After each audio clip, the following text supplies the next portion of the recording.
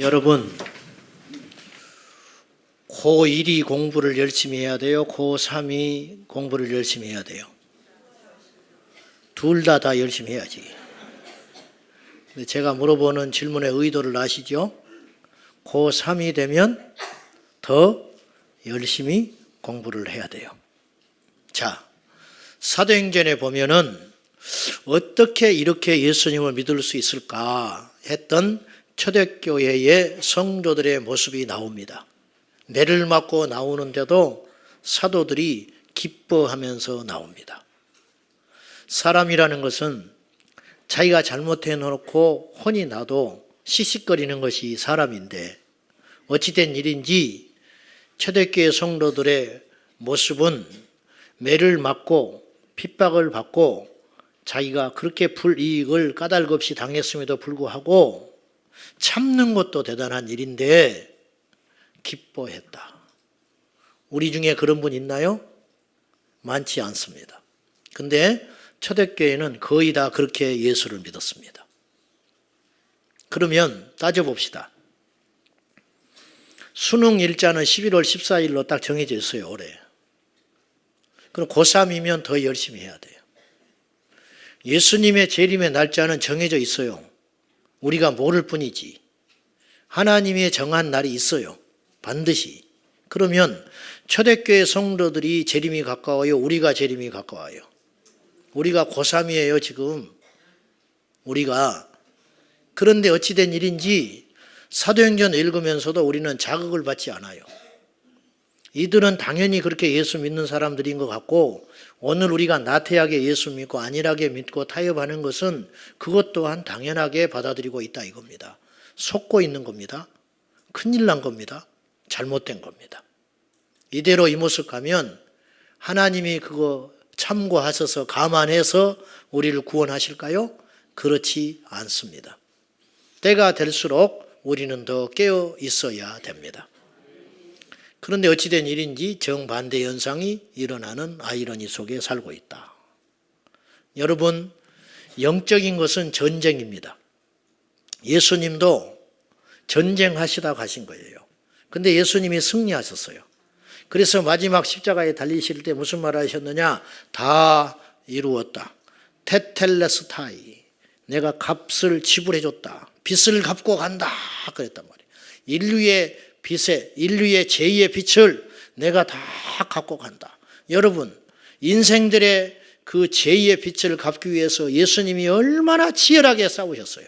모욕을 참으시고 십자가를 참으시고 그 고통을 참으신 그 여정이 싸움이었단 말이에요. 바울도 믿음을 지키기 위해서 싸웠다고 그랬어요. 내가 선한 싸움을 싸웠다. 그러면 우리도 역시 동일하게 지금 싸움의 연장선상에 있는 것입니다. 여러분이요, 깨어 일어나야 되는데 우리는 유람선 타고 구경하는 사람들이 아니에요. 지금 우리는 지금 전투 함정에 타 있는 사람이에요. 유람선에 타 있으면 늦잠 자도 돼요. 유람선에 타 있으면 성질 부려도 돼요. 유람선에 타 있으면 오늘 컨디션 안 좋다고 밖에 나가서 구경 안 해도 되는 거예요. 누구 욕할 사람 하나 없어요. 자기가 그렇게 한다는데 뭐. 그러나 전투 함정은 그렇지 않아요. 오늘 내가 기분 나빠서 총 안 들겠다? 안 되는 거예요. 오늘 내가 컨디션이 안 좋아서 훈련 못 받겠다? 안 되는 거예요. 우리가 주님 안에서 지금 유람선에 타서 유유자적 떠들고 다닐 때가 아니고 영적으로 전투 함정에 탔다는 사실을 여러분의 가정에 아무 문제가 없어도 여러분 자녀들이 지금 잘 크고 있어도 여러분의 생애 위기가 없어도 영적으로는 이런 위기의식과 전투의식을 가지고 우리가 이 말세를 살아가도 마지막에 승리할까 말까 하는 것이 거대한 이 세상의 죄라고 말입니다. 근데 우리가 나태해서 어떻게 이길 수 있겠어요? 우리는 반드시 승리해야 됩니다. 계획적이시고 지혜로우셨던 주님이 우리를 그냥 내버려 두지 않습니다. 구하와 같이 너희를 버려두지 않겠다. 그래서 올라가시면서 승천하셔 가시면서 우리 인류에게 주신, 믿는 자들에게 주신 세 가지의 특별한 유산이 있다고 그랬어요. 첫째는 보혜사 성령님을 보내신다. 두 번째, 말씀을 주셨다. 세 번째, 그 말씀을 선포하는 교회를 주셨다. 내가 교회를 세우리니 이 교회 위에 내가 내 이 교회를 통하여 음부의 권세를 이기도록 하겠다. 주님이 그랬단 말이지요. 근데 우리나라 속담에 구슬이 서말이라도 깨어야 된다. 그렇지 않은 필요가 없다. 우리에게 하나님께서 세 가지 유산을 주신 것은 구슬과 같아요. 우리에게 성령 주셨지요. 우리에게 교회를 주셨지요. 우리에게 말씀을 주셨지요. 근데 이것을 믿음으로 취할 때 내 것이 되는 거예요. 성령님을 주셨는데 받지를 않아. 구하지를 않아. 그럼 의미 없잖아요. 그래서 오늘 남겨진 유산 두 번째 시간, 주님이 주신 이 값진 유산들을 어떻게 하면 실제적으로 우리 것으로 취하여 악한 마귀를 이길 수 있는, 이 세상을 이길 수 있는 강력으로 사용할 수 있는가, 이것에 대한 오늘 묵상을 해보고자 합니다. 우리 하나님께서 주신 이 값진 유산에 대하여 첫 번째로 우리가 어떤 반응을 보여야 되냐면, 첫째로 믿음으로 반응해야 돼요. 믿음으로. 성경은 믿음을 단순히 어떤 존재를 신뢰하는 정도 그렇게 말하고 있지 않아요. 오늘 본문 히브리서 11장은 아시는 대로 믿음장이라고 합니다. 믿음으로, 믿음으로, 믿음으로. 이 말이 계속 반복되고 있습니다. 근데 이 믿음의 능력이 얼마나 큰지, 믿음으로 한 나라를 이겼다고 히브리서 11장 33절에 나와 있고요. 믿음으로 의를 이뤘다 하고요. 믿음으로 사자의 입을 봉했다. 믿음으로 백세의 아들을 낳았다. 믿음으로 모든 인류가 멸망받을 때 자기 가족 8사람은 믿음으로 살아남았다. 노아의 이야기잖아요. 이런 이야기들이 히브리서 11장에 쭉 나열하면서 무엇을 더 말하리요? 히브리서 기자가 더 말하려면 끝도 없다. 그런 믿음의 위대한 승리자가 있었다. 사랑하는 여러분, 우리도 이 믿음으로 승리해야 합니다. 세상에 없는 무기를 가져야 세상을 이길 수가 있어요. 북한의 핵을 우리가 왜 그렇게 염려합니까? 우리는 핵이 없거든요. 북한이 핵을 가지면 저렇게 경제적으로 낙후되고 군사력이 형편없어도 우리에게 없는 막강한 무기를 가지니까 우리가 힘들어지는 거예요. 이것이 바로 우리에게 있는 영적 무기, 핵폭탄보다 비교할 수 없는 엄청난 무기, 세상에 없는 무기, 마귀에게 없는 무기가 무엇이냐? 하나님께서 우리에게 주신 믿음의 무기인 것입니다. 그래서 요한일서 5장 4절 말씀은 그 무기에 대하여 이렇게 설명을 합니다. 다 같이 시작. 무릇 세상을 이기느니라. 세상을 이기는 승리는 이것이니 우리의 믿음이니라. 세상을 이기는 무기가 있다는 거예요. 그것이 뭐냐? 하나님이 우리에게 주신 믿음의 무기. 그러면 여러분에게 제가 물을게요. 이 믿음이 있냐는 거예요. 믿음이 있는가? 갑자기 이 질문을 받으면 당황해요. 믿음이 있습니다. 그러면 교만한 것 같고, 그 믿음의 열매가 뭐냐고 물어보면 마땅히 내놓을 게 없고, 나 믿음이 부족해요. 없어요. 그러면 그동안 뭘 믿어왔냐고 그럴 것 같고. 물을게요. 믿음이 있습니까?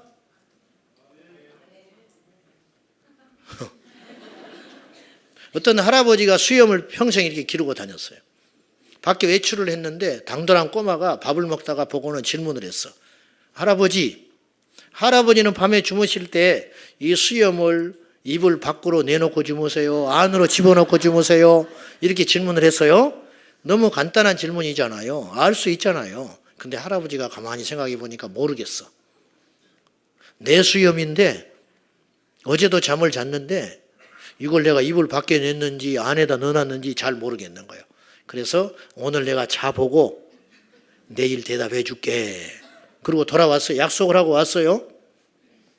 저녁에 잠을 자려고 그러는데 이 수염이 생각이 나기 시작하는 거예요. 그래서 이제 이불 밖으로 수염을 딱 내놓고 자니까 허전해. 이건 아닌가 보다. 그리고 이불 안으로 넣었어. 수염을 안에다 넣고 이렇게 잠을 자려니까 답답해 죽겠어. 밤새껏 넣었다 뺐다 하다가 날을 샜다는 거예요. 수십 년 수염을 기르고 수천일을 잠을 잤는데 이 수염을 어디다 뒀는지를 모르겠는 거예요. 자기가. 교회를 30년 다녔는데 주님이 물으세요. 너 믿음이 있냐? 말을 못하겠는 거야. 왜 말을 못하는 거예요 도대체? 교회에 와서 제일 많이 듣는 말 중에 하나가 믿음이라는 말인데, 믿음. 어떤 설교와 상관없이 한국교회 6만 개 교회가 매주마다 무슨 말을 하냐? 믿음, 믿음, 믿음. 근데 내가 믿음이 없다니 말이 돼요? 믿음이 있는지 없는지조차도 모른다. 오늘 우리가 다시 한번 점검해야 됩니다. 과연 우리는 믿음이 있는가? 그 믿음이 있다면 세상을 이길 수 있어야 한다는 것이죠. 우리 주님께서 주신 이 값진 믿음의 유산을 가지고 이 험한 세상을 이기시기를 예수님의 이름으로 축원합니다. 세상은 지혜로운 사람 무서워하지 않아요. 마귀는 영리한 사람, 돈 있는 사람, 권세 있는 사람 우습게 합니다. 그러나 믿음으로 산다는데 마귀가 어떻게 건들겠어요? 죽인다고 해도 믿음으로 산다는데, 나를 넘어뜨려도 믿음으로 산다는데, 그러므로 믿음으로 살면 반드시 우리가 이 세상을 이길 수 있다. 이 확신 가지고 우리 믿음의 선배들이 다 믿음으로 살았는데 그들의 마지막 결론은 승리였어요. 우리도 그 전철을 밟아서 믿음으로 살면 반드시 승리한다는 확신을 가져야 될 것입니다. 믿음이 뭐냐? 여러 가지로 표현할 수 있는데 오늘 히브리서 11장 6절에 믿음이 없이는 하나님을 기쁘시게 하지 못한다. 이 말은 하나님은 믿음만 보신다. 하나님은 외모를 안 봐요. 우리에게 볼 때 한 가지만 본다는 거예요. 너 믿음 있냐? 믿음 없다. 믿음 있냐 없냐? 믿음이 없이는 하나님을 기쁘시게 할 수 없나니 반드시 하나님께 나아가는 자는 그가 계신 것과 그를 찾는 자에게 상 주시는 이심을 믿어야 할지니라. 여러분 오늘 주님 앞에 나온다고 나왔잖아요. 한국교회 10%나 주일날 교회에 올 때 내가 오늘 하나님 만나러 가. 그런 생각 가지고 오늘 교회에 오셨습니까? 손 들어봐요. 솔직히. 솔직히 해야 돼. 혼내는 게 아니에요. 말투가 이래. 오늘 내가 오늘 예배에 나올 때 하나님 만나러 온다. 그런 생각 가지고 온 분 손 들어봐요. 이분들은 찬양하러 왔어. 찬양. 샤론 찬양대는 오늘 찬양대 하러 왔다니까요. 나도 모르게 그런 생각을 하는 거예요. 속고 있는 거예요. 내가 오늘 뭐 하러 왔을까? 나 설교하러 왔네. 틀린 거예요. 내가 지금 설교하러 온다고 하면 나는 가짜라니까. 나는 하나님 만나러 와야 했어요. 그러니까 하나님을 만나러 왔기 때문에 하나님을 만나면 나는 오늘 목적을 다 이룬 거예요. 여러분 만나러 온 게 아니에요. 설교하러 온 게 아니라니까요. 그러니까 설교를 잘하네 못하네는 아무런 필요가 없는 거예요. 하나님을 만나면 되는 거예요. 목사가 설교할 때 하나님을 만난 사람이 설교를 하면 성도들이 다 하나님 만날 수 있어요. 느낄 수 있잖아요. 여러분 예배하러 올 때 하나님 만나러 와야지. 봉사하러 왔다? 봉사는 잘할지 몰라요. 근데 봉사만 주야장창 수십 년 하고 있는 거예요. 근데 하나님을 만난 적이 없어. 그러니 속은 항상 비어 있는 거지요. 큰일 납니다. 큰일 나. 여러분 속지 마세요. 잊지 마세요.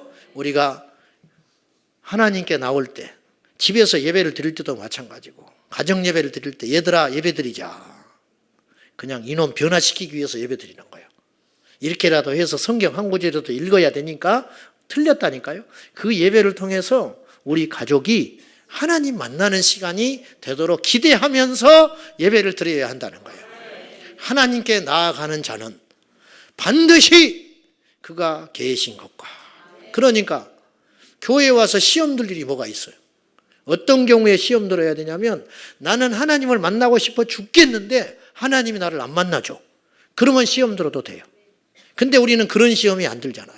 사람 때문에 시험 들고 뭐 이래저런 조건으로 시험 들고 봉사하다가 시험 들고, 그러니까 목적이 잘못됐다는 거예요. 그러니 이게 믿음이 없는 텅 비어버린 심령의 상태인 것이죠. 다시 한번 우리 다짐하고 여러분에게 경고합니다. 내 자신에게도 경고합니다. 하나님께 나올 때는 반드시 그분이 계신 것을 믿고 나와라. 그래야 하나님 만날 수 있다. 이것이 믿음이다. 그런 믿음을 가지고 하나님 나 보고 계셔. 하나님이 나와 함께 하셔. 내가 이 말할 때 하나님이 듣고 계셔. 그것이 그런 삶을 계속 살다 보면 우리 삶에 믿음의 열매가 맺혀지게 되고 원수 마귀가 이길 수 없지요. 그런 사람 어떻게 이기겠어? 하나님을 믿어버린다는데, 병을 줘도 믿어버린다는데, 망하게도 해도 믿어버린다는데, 사람을 통해서 시험을 줘도 믿어버린다는데 마귀가 떠나가게 되는 것이죠. 두 번째, 우리가 무엇으로 반응을 해야 되냐면 기도로 반응해야 돼요. 하나님께서 주신 이 값진 유산들에 대하여 우리가 두 번째로 반응해야 할 것은 기도로 반응해야 된다. 자, 사도 바울은 감옥에서도 기도했어요. 감옥에서 기도하는 것이 쉬울 것 같죠. 우리는 감옥 안 가는데도 기도를 못해. 조금만 어려우면 기도를 못해. 기도하다가 어떤 문제를 놓고 기도했는데 그 문제가 해결되지 않는다든지 더 상황이 나빠지면 기도를 포기해버리는 수가 다반사로 일어나고 있어요. 빌립보서 1장 9절 말씀에 사도 바울의 엄청난 고백을 들어보세요. 시작.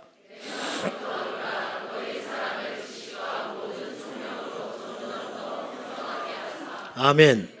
성전에서는 다 기도합니다, 여러분. 교회 와서 예배드리기 전에 다 기도해요. 진짜든 가짜든 기도할 수 있어요. 밥 먹을 때 다 눈 감고 기도할 수 있어요. 예수를 믿는다면. 근데 지금 사도 바울이 빌립보서를 쓸 경우가 언제냐면 로마 감옥에 있는 겁니다. 로마 감옥에 있는 바울이 뭐라고 하냐면 내가 기도하노라. 그러니까 이 기도는 진짜 기도예요. 성전에서 기도하는 건 사람들을 의식하고 하는 기도일 수도 있어요. 감옥에서 혼자 외로이 지하 감방에서 착고가 지어진 상태였는데 바울은 내가 기도하노라. 그러니까 이분의 기도는 진짜 기도지요. 여러분, 감옥에서도 기도했던 바울. 마귀는 바울을 복음 못 전하게 하기 위해서 감옥에 집어넣고 착고를 채우고 억울한 누명을 씌웠지만은 바울의 기도는 막을 수가 없었습니다. 우리가 마지막까지 남는 것이 있어요. 기도입니다. 어떤 분하고 제가 통화를 오랫동안 하면서 이 어수선한 이 세상에 대해서 참 아픈 이야기를 쭉 하다가 마지막 결론, 그분이나 저나 동감하는 거, 이분이 이렇게 이야기하더라고요. 결국은 기도밖에 없네요, 그러더라고. 결국은 기도밖에 없어요. 우리가 행동하고 우리가 나서고 우리가 뭘 어떻게 하고 결국 남는 것은 기도밖에 없네. 그래서 저도 공감하고 전화를 끊었는데 그 말이 계속 내 귓전에 울리는 거예요. 기도밖에 없네요. 기도밖에 없네. 기도만 있네. 기도가 있었네. 기도나 남아 있었네. 기도가 있었던 거예요. 기도가. 여러분, 우리에게는 기도가 있어요. 예수님의 이름으로 기도할 수 있는 특권을 가진 거예요. 근데 우리가 속아가지고 기도를 짐으로 여기는 거예요. 짐. 기도를 안 해요. 기도를 힘들어해요. 기도를 버거워해. 왜냐? 기도가 어렵다는 거예요. 기도가 어려운 것인가요? 이건 사단에게 속는 거라는 거예요. 기도가 왜 어려워? 주님께서 우리에게 기도하면 들어주신다고 했는데 만물을 여는 열쇠인데 천국의 문을 여는 열쇠가 기도인데 예수의 이름으로 기도하면 너희가 지금까지는 구하지 않았다. 근데 이제는 구해라. 이 말은 이 시간 이후로 나를 믿는 모든 자는 기도할 수 있다. 구약의 그 선지자들과 대단한 믿음의 사람들도 예수님의 이름으로는 구하지 못했어요. 아브라함도 예수님의 이름을 몰랐어요. 모세도 예수님의 이름으로 기도하지는 못했어요. 그러나 이제 너희가 지금까지는 구하지 않았으나 이제는 구하라. 내 이름으로 구하라. 그리하면 내가 시행하리니 주님이 보증하신 거예요. 내 이름으로 기도하라. 내가 행할 거야. 어떤 기도 제목도 상관없어. 누가 기도해도 상관없어. 내 이름으로 기도하면 내가 시행하리니. 할렐루야. 기도하면. 다니엘이 모함에 빠졌습니다. 없어진 이스라엘에서 포로로 잡혀온 이가 승승장구하여 왕 밑에 왕의 신임을 절대적으로 받는 총리 대신이 됐으니 그 본토백이 사람들이 그냥 둘 리가 없는 거예요. 온갖 흠을 다 잡으려고 했지만 흠 잡을 게 없는 거예요. 다니엘이 다 깨끗해. 근데 유독 다니엘을 하나 걸고 넘을 수 있는 것이 하나 생겼어요. 그건 뭐냐? 다니엘이 기도하는 사람이다. 그러므로 그가 믿는 신에게 기도하지 못하게 해야겠다. 그래가지고 이들이 술수를 써가지고 앞으로 30일 동안 왕 외에 다른 이에게, 다른 신에게 기도를 하면 그 사람을 사자굴에 집어넣읍시다. 다리오 왕이 싫을 리가 없는 거예요. 자기를 높여주니까. 그래서 도장을 딱 찍어줬네. 알고 봤더니 다니엘 한 사람을 잡아넣기 위한 술책이었어요. 근데 보세요. 이 이방의 정적들이 다니엘의 기도를 인정하는 걸 보세요. 다니엘은 반드시 기도한다. 30일을 참을 사람이 아니라는 거예요. 그날로 여지없이 다니엘은 알고도, 의인이 찍힌 것을 알고도, 내가 이렇게 기도하면 어떠한 고통이 있다는 걸 알고도 전에 하던 대로 예루살렘을 향하여 창문을 열어놓고 그 바쁜 분이 하루에 3번씩 하나님께 기도하며 감사하였더라. 이것이 다니엘서 6장 10절 아니에요? 이게 놀라운 거예요. 다니엘은 어떤 경우가 있어도 기도할 사람이다. 이걸 주변에 이 신뢰를 줬다는 게 엄청난 믿음이라는 거예요. 다른 사람들이 우리를 볼 때 그렇게 생각할까요? 기도를 도대체 어느 정도 해야 이런 신뢰를 줄 수 있는 거예요. 저 사람은 끝날 사람, 이제 끝났다. 이 시험 들었다. 저 사람은 꼬꾸라질 사람이다. 저 사람 이제 삐져서 또 입 대빨 나와서 다닐 사람이다. 저거 또 동네방네 시끄럽게 생겼네. 저거 건드려 놨어. 그런 인식을 주고 있습니까? 저것도 며칠 동안 밥 안 먹게 생겼네. 저것도 봉사 안 하게 생겼네. 그런 인식을 주고 계세요? 그러면 우리의 기도는 가짜라는 거예요.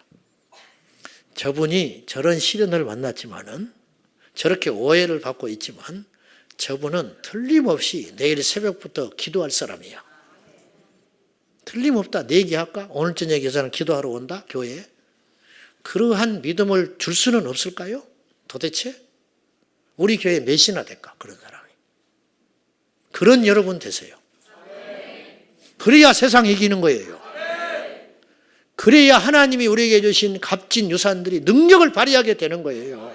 믿음으로 반응을 해야 역사가 일어나지요. 손뼉도 마주쳐야 소리가 나지. 주님이 아무리 우리에게 귀한 걸 주시면 뭐합니까? 우리가 믿음으로 취하지를 않는데 기도로 취하십시오. 기도의 능력을 믿는 저와 여러분 꼭 되시기를 예수님의 이름으로 축복합니다. 마지막으로 우리가 반응해야 할 것이 있어요. 그것은 서로 사랑하는 거예요. 자, 마지막 날 말세를 만날 때 우리가 어떻게 해야 되나? 2가지를 하라고 성경은 이야기해요. 말세를 만난 자들이요 반드시 2가지를 잊지 말고 시행하거라. 베드로전서 4장 7절과 8절입니다. 다 같이 시작. 만물의 마지막이 가까이 왔으니 그러므로 너희는 정신을 차리고 근신하여 기도하라. 무엇보다도 뜨겁게 서로 사랑할지니 사랑은 허다한 죄를 덮느니라. 2가지 하라는 거예요. 만물의 마지막이 가까이 왔다. 2000년 전에 베드로가 이야기했어요. 그러면 그들이 생각하는 마지막과 우리가 지금 생각하는 마지막은 2000년의 시간이 흘렀기 때문에 더 급해야 된다니까요. 그들에게도 마지막이었대. 그런 종말신앙, 종말의식, 2000년 전 성도들도 마지막이라고 생각하고 예수 믿었어요. 우리는 얼마나 더 큰 마지막에 살고 있는 거예요. 만물의 마지막이 다 끝이 왔다. 그러므로 너희는 정신을 차리고 다른 데 눈 돌리지 말고 헛된 소리 하지 말고 정신을 가득 차리고 무엇보다 기도해야 된다. 그리고 나서 더 중요한 것, 무엇보다도 더 중요한 것, 서로 뜨겁게 사랑하라. 사랑은 허다한 허물을 덮는다. 이 말씀을 생각해 보니까 큰 반성이 일어나요. 우리는 누가 이렇게 허물이 딱 드러나면 우리가 흥분합니다. 와, 어떻게 저럴 수 있지? 집사가 저래? 응? 저러고도 예수를 믿었대? 우리가 막 그러잖아요. 인간도 아니다. 그런 이야기 하지요? 목사가 그럴 수 있대? 장로가 그랬대? 장로가? 야야, 아무개 집사가 그랬다네? 우리가 그런 생각 하잖아요. 근데 성경과 반대예요. 성경은 무슨 말을 하고 있냐면 그 사람의 죄가 크든 작든지 간에 문제는 그 사람의 죄가 커 보이는 이유는 뭐냐면 우리가 덮는 능력이 부족하다는 거예요. 즉 사랑의 보자기가 작아. 사랑의 보자기가 넓고 크다면 그 사람의 허물이 아무리 커도 덮을 수 있는 사랑을 가져야 된다. 근데 우리는 사랑의 보자기가 너무 적은 거예요. 그래서 어떤 것은 덮어줘.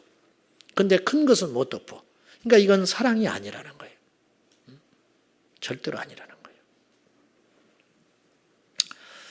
어느 목사님이 예배를 잘 드리더니 예배 끝나고 광고 시간에 폭탄 선언을 했어요. 여러분, 저는 오늘로 교회를 사임하겠습니다. 내가 한 거 아니에요? 또 졸고 있다가 그것만 듣고 있다? 다음 주에 오면 사임했는데 왜 왔냐고 또. 성도 여러분, 제가 오늘 교회를 오늘부로 사임하겠습니다. 이유는 더 이상 저는 못 참겠습니다. 하나님이 안 믿어집니다. 이래버렸네? 하나님이 안 믿어진대. 하나님이 안 믿는데 목사가 됐어. 하나님이 안 믿는데 노력을 했어요. 목회를 하면 수없이. 근데 더 이상은 못 참겠어. 더 이제 숨기지를 못하겠어. 안 믿어진대. 안 믿어진 하나님을 자기는 더 이상 설교할 수 없는 거예요. 여러분을 더 속일 수 없습니다. 그래서 그만두겠습니다. 보통의 경우라면 이런 일이 생기면 교회가 발칵 뒤집힙니다. 난리 납니다. 입에 거품 물고 우리가 속았다. 우리가 저런 사람을 우리가 지금까지 목사로 인정했다니 큰일 날 뻔했다. 일을 갈면서 뭐냐고 막 난리 날 거예요. 근데 그날 오후에 사택으로 장로님들이 찾아왔어요. 그래서 이렇게 말을 했어요. 목사님, 용기가 참 대단하십니다. 저희가 의논을 했습니다. 1년간 휴가를 드리겠습니다. 1년 동안 하나님을 만나십시오. 기도원을 가시든 금식을 하시든 여행을 가시든 1년간 휴가를 드릴 테니까 하나님을 1년 동안 꼭 만나고 오십시오. 저희는 성도들과 함께 목사님을 위해 기도하며 기다리겠습니다.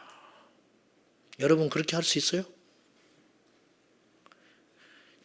조금만 그러면 난리가 나네. 꼭 닭장에 있는 닭들처럼. 닭장에 있는 닭 하나가 상처가 나잖아요. 그러면요, 닭들이 쫓아다니면서 그 상처난 부위를 계속 짜버려요. 그래서 결국은 죽여버려. 인간과 짐승의 차이가 뭔지 아십니까? 사자는요, 새끼가 병신으로 태어나면요, 낭떠러지에서 던져버려요. 사자는 거두질 않아요. 독수리는 현찮은 새끼는 둥지에서 입으로 물고 떨어뜨려 버린다고 그래요. 죽어버리라고. 거둘 수가 없어. 그러나 인간은 그렇지 않아요. 나는 자식을 흉보는 부모를 사실은 많이 못 봤어요. 봐도 흉도 이런 걸 봐. 이놈은 왜 성질이 지라 같은지 몰라. 그거는 기준이 애매하잖아. 얘는 왜 이렇게 게으른지 몰라. 이런 흉은 봐요. 근데 이런 흉은 안 봐. 우리 애가요, 남자를 만나가지고 임신을 해버렸네. 그런 흉은 안 봐. 그런 일이 실제 일어나도 알까봐 감춰줘요. 허물을 덮는 게 사랑이에요. 우리가 형제라며, 교회 안에서. 형제 자매라면서. 드러나면 그 다음날 온 교인이 다 알아버려. 덮질 않아. 덮질 않아. 도대체 이래가지고 우리가 어떻게 사랑한다고 하겠어요? 이런 힘을 가지고는 세상을 못 이긴다는 거예요. 너희가 서로 사랑하면 이로써 세상이 너희가 내 제자인 줄 알리라. 율법에 원수를 미워하라고 했다. 그러나 나는 너희들에게 새 법을 준다. 원수를 사랑하라. 원수를 사랑하라. 원수를 사랑하고 너희를 박해하는 자를 위해서 기도하거라. 주님이 그러셨어요. 이렇게 한즉 너희가 하늘에 계신 하나님 아버지의 자녀가 되리라. 이거 중요한 이야기입니다. 원수를 사랑하고 박해하는 자를 위해서 기도할 때 우리가 어떻게 되냐면 하나님의 자녀가 된대요. 성경 공부해서 하나님 자녀 되는 게 아니에요. 세례 받아서 하나님 자녀가 되는 게 아니에요. 목사, 선교사가 되어서 하나님 자녀 되는 거 아니에요. 원수를 사랑하고 너희를 박해하는 자를 위해서 기도할 때 너희가 하나님의 자녀가 되느니라. 너희를 사랑하는 자를 사랑하면 무슨 상이 있겠느냐? 세리들도 그렇게 한다. 너희 형제에게만 무난하면 너희가 남보다 나은 것이 무엇이냐? 이방인들도 그렇게 한다. 그러니까 우리를 사랑해 주는 자만 사랑하고 우리가 친한 사람에게만 가깝게 인사를 하고 친하게 지내는 것은 믿음과 하등 상관이 없는 일이다. 하나님을 믿지 않는 자도 다 그건 본능적으로 해. 그러면 하나님을 믿는 믿음이 있다는 것은 무엇을 의미하냐면 원수를 사랑하는 거야. 박해하는 자를 위해서 축복 기도를 해주는 거야. 로마서 12장에 무슨 말을 했냐면 네 원수가 줄이거든 먹을 걸 줘라. 네 원수가 마실 것이 없거든 물을 주거라. 저는 그런 것 같아. 원수가 줄였다. 잘 됐다. 언젠가는 너에게 그런 날이 올 줄 알았어. 주여 감사합니다. 응답해 주셔서 감사합니다. 우리가 그럴지 몰라요. 근데 성경은 우리에게 그렇게 말하고 있지 않아요. 네 원수가 줄이거든 먹을 것을 빨리 갖다 주고 목말라 죽어가든 마실 물을 주어라. 그리함으로 그의 머리에 숯불을 올리게 되리라. 이 말이 무슨 말인지 아세요? 숯이 올라서 얼굴이 벌겋게 달궈져서 부끄럽게 만든다는 거예요. 우리가 원수를 사랑하면 그 원수가 하나님 앞에서 부끄럼 당하는 날이고 이것이 진짜 복수라는 거예요. 원수를 사랑하는 게 진짜 복수야. 원수를 축복하는 게 진짜 복수야. 미워하는 것은 복수가 아니에요. 이게 하나님의 원리라는 거예요. 사랑하는 여러분, 우리가 배신당할지언정 배신하지 말고 절대로, 그리고 우리가 박해를 받을지언정 박해하지 말고, 미움을 받을지언정 미워하지 말자. 여러분, 밝혀서 뭐 할 겁니까? 따져서 뭐 할 건데? 누가 그 말했어? 그래, 누군가 했겠지. 처음 했던 사람이 있겠지. 그래, 잡아서 뭐 할 건데? 응? 못 참아, 더 이상은. 그래, 오해 풀어서 뭐 할 건데? 나를 욕하는 사람 잡아내서 뭐 할 건데? 뭐가 남는데? 생명은 그런 것이 아니에요. 다 죽어요. 너희가 피차 물고 먹으면 망하리라. 무는 사람이 이기는 게 아니에요. 물리는 사람만 죽는 게 아니에요. 결국은 다 죽게 되는 거예요. 그런 어리석은 우를 범하지 말고 서로 사랑해야 됩니다. 마귀의 계략이 안 보이세요? 지금 한국교회를 갈라놓고 있는 계략을 안 보이세요? 이 나라를 두 쪽 내고 있는 게 안 보이세요? 광화문파, 서초구파. 안 보이십니까? 한국교회 교단이 100개가 넘습니다. 얼마나 더 갈라져야 돼요? 얼마나 좌우로 더 이렇게 싸워야 됩니까? 누군가 책임져야지요. 지도자가 책임져야 돼요. 왜 이 나라를 이렇게 갈라놓는 거예요? 교회가 두 쪽 났어요. 누가 책임져야 돼요? 목사가 책임져야 되는 거예요. 왜 이렇게 갈라놓는데 도대체? 한 가정이 형제간에 불화가 일어났어요. 누가 책임지는 것인데? 아비가 책임져야지요. 며느리 둘인데 며느리 둘이 갈라놨어. 누가? 시어머니가 책임져야지요. 왜 갈라놓는데? 이게 마귀의 술책인 거 모르세요? 사랑하는 여러분, 옳고 그름 따지지 마세요. 사랑하면 되는 거예요. 옳고 그름 따져서 뭐 할 건데? 다 죽어버린 다음에 나 하나 살면 뭐가 좋은데? 다 죽이지 마세요. 살리는 게 하나님의 역사예요. 살리는 게 복음이에요. 살리는 게 하나님 원리예요. 살려내는 자가 돼야 됩니다. 사랑하는 여러분, 원수도 사랑하라고 그랬어요. 원수도. 힘들지만은 가장 마지막에 남는 것은 그거예요. 사랑. 힘들지만 마지막에 남는 것은 그거밖에 없어요. 인생 짧습니다. 나 길게 안 살아봤지만 인생 짧은 것 같아. 금세 찬바람 나잖아요. 금세 아무것도 아니야. 마지막에 남는 것은 사랑의 흔적만 남는다는 거 꼭 기억하시고, 이걸 교훈으로만 듣지 마세요. 감정으로만 들으면 안 돼요. 하나님의 원리로 들으셔야 돼요. 너희가 서로 사랑하라. 피차 서로 뜨겁게 사랑하라. 기도하겠습니다. 하나님 아버지, 믿음과 기도와 사랑으로 이 약한 풍진 세상을 만났지만은 승리하는 우리 모두가 되게 하여 주옵소서. 아직도 우리 중에 미워하는 사람이 있습니까? 따지고자 하는 사람이 있습니까? 그러면 못하겠습니까? 사랑하게 하옵소서. 허물을 덮어주는 자가 되게 하여 주옵소서. 덮다 보면은 언젠가 주님의 영광이 나타나게 되겠지요. 아버지 하나님, 욕을 먹어도 욕하지 않게 하시고 핍박을 받아도 반항하지 않게 하시고 하나님 앞에 믿음으로 견디게 하여 주옵소서. 예수님의 이름으로 기도하옵나이다.